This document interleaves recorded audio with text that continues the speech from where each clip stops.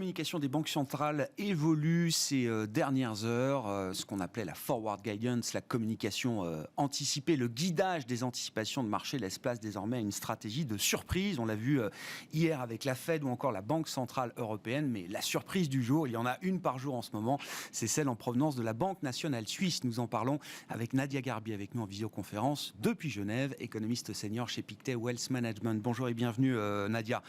Je dis la surprise du jour. Attendons effectivement la réunion de la Banque d'Angleterre qui aura lieu encore en début d'après-midi, et puis celle de demain pourrait venir peut-être de la Banque centrale du Japon. Oui, la BNS, c'est pas une petite surprise, Nadia, même si avec vous on avait déjà évoqué cette possibilité de voir la Banque nationale suisse, elle aussi, entamer une forme de normalisation de sa politique monétaire. Je suis pas sûr que le marché avait anticipé que ce soit possible dès aujourd'hui pour la Banque nationale suisse, qui relève donc son taux directeur très négatif, moins 0,75%, de 0,50 points à moins 0,25 désormais. Comment est-ce que la BNS justifie ce mouvement aujourd'hui, Nadia ? Oui, alors c'est vrai que ce qui surprend, c'est la magnitude du mouvement. Plus 50 points de base dans ce meeting. Et on voit, si on regarde un peu la communication de la BNS, on les voit relativement nerveux aussi sur les perspectives d'inflation. Alors, il faut savoir que la BNS prévoit un taux d'inflation de 2,8% en 2022 et 1,9% en 2023, ce qui peut paraître tout de même très faible par rapport à d'autres régions. Mais ce qu'on voit, c'est que la Banque nationale suisse a vraiment envie de maintenir aussi un franc fort pour justement réduire les pressions inflationnistes.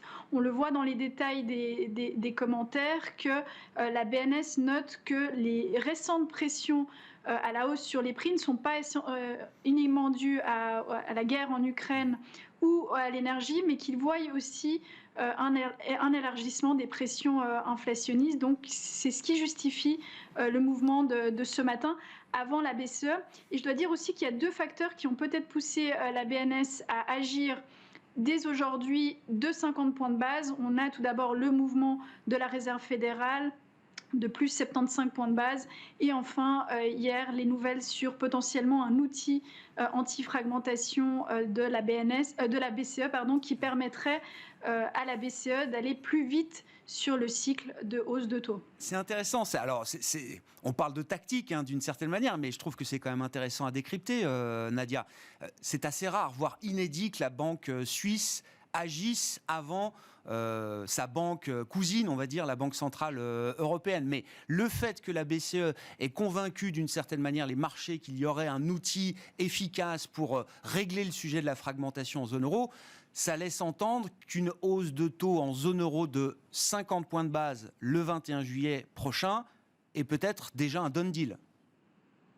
Oui, tout à fait. Alors jusqu'à présent, c'est vrai que la BNS insistait sur ce différentiel de taux pour réduire les pressions sur le franc suisse. Donc on maintenait toujours un différentiel de taux entre les deux taux directeurs, BCE et BNS, pour justement réduire un peu l'attractivité du franc suisse. Et ce qu'on constate, c'est que le fait que la BCE ait déjà, je dirais, annoncé qu'elle allait monter les taux de 25 points de base en juillet et potentiellement, comme vous le mentionnez, de plus, a peut-être conduit effectivement la BNS à agir aujourd'hui. Et en ce qui concerne la BCE, c'est vrai, on s'attend à une annonce sur le nouvel instrument anti-fragmentation en juillet, et potentiellement la BCE pourrait agir plus fortement que les 25 points de base préannoncés en juin, la semaine dernière. Oui. Pardon. Oui, c'est ça, effectivement. Oui, c'est pour ça que je dis que la communication bouge très très vite en ce moment du côté des banques centrales. Sur la BNS, si le sujet c'est l'inflation apportée à travers la devise notamment, est-ce que ce mouvement de 50 points de base est suffisant pour garantir une stabilité ou un niveau du franc avec lequel la banque suisse serait confortable ? C'est une bonne question, et j'ai l'impression que plus votre scénario sur les banques centrales est au quiche, plus vous êtes juste ces derniers temps. Alors je dirais que potentiellement on peut s'attendre à des mouvements de 50 points de base aussi en septembre prochain, voire en décembre. Ça dépendra aussi des autres banques centrales. Alors le prochain meeting de la BNS, c'est le 22 septembre. On aura entre aujourd'hui et le 22 septembre, encore 2 meetings de la BCE et 2 meetings de la Fed. Donc potentiellement, si la BNS cherche à garder un franc fort, on peut effectivement s'attendre à de forts mouvements sur les taux directeurs en Suisse. Et je dirais que ce qui est une nouveauté vraiment, c'est que maintenant, on parle aussi de réduction du bilan de la Banque nationale suisse, qui n'était pas le cas dans les meetings précédents. Et je vous rappelle que le bilan de la Banque nationale suisse est assez conséquent, hein, c'est 1 trillion, avec composé de 80% d'obligations et 20% d'actions, dont environ 40% en euros et 40% en dollars.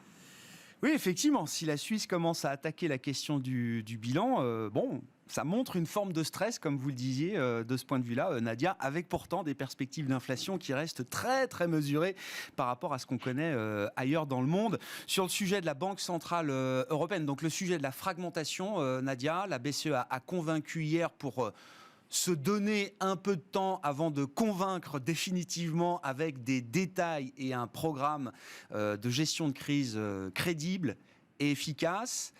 Qu'est-ce qu'on comprend de la philosophie, voire des contours que pourrait prendre un tel programme pour être jugé crédible et efficace, justement, Nadia ? Oui, alors c'est dommage que ces annonces n'aient pas été faites, je dirais, la semaine dernière lors du meeting, car là, en fait, on a l'impression un peu que la BCE s'est sentie un peu, je dirais, stressée ou pressée par les récents mouvements de taux. Maintenant, à quoi on peut s'attendre le 21 juillet ? On aura sûrement un outil qui est similaire à ce qu'on a déjà l'OMT, mais avec quelques spécificités. Avec, par exemple, on peut imaginer une conditionnalité un peu plus légère que l'OMT, avec potentiellement une conditionnalité liée au plan de relance, aux réformes du plan de relance. On peut également imaginer un outil qui n'ait pas de limite en termes de montant, avec des allocations flexibles. Bien sûr que le diable est toujours dans les détails, hein, donc à voir ce que nous annonce la BCE le 21 juillet, mais potentiellement on devrait avoir un outil où on n'a pas vraiment où les conditions, je dirais, sont minimum si on veut vraiment être efficace. Mais il faut considérer que c'est un outil qui ne devra pas être aussi stigmatisant que ceux qui ont été mis en place à l'occasion de la crise souveraine. Qui n'ont d'ailleurs pas été utilisés. En tout cas, l'OMT n'a jamais eu besoin d'être activé, mais il faut se souvenir qu'à l'époque, la recommandation ou la contrepartie, c'était des programmes d'austérité. On ne parle pas de ça aujourd'hui, Nadia. Tout à fait, on veut moins de conditionnalité. Du moins, c'est ce que la plupart des pays voudront. Enfin, du moins, les pays périphériques voudront moins de conditionnalité possible. Donc, une idée, effectivement, c'est d'avoir une conditionnalité, je dirais, légère, attachée au semestre européen ou potentiellement aux réformes du plan de relance, qui serait tout à fait acceptable pour des pays comme l'Italie ou l'Espagne. Un mot de la Fed peut-être pour conclure, Nadia. Bon, la question est simple.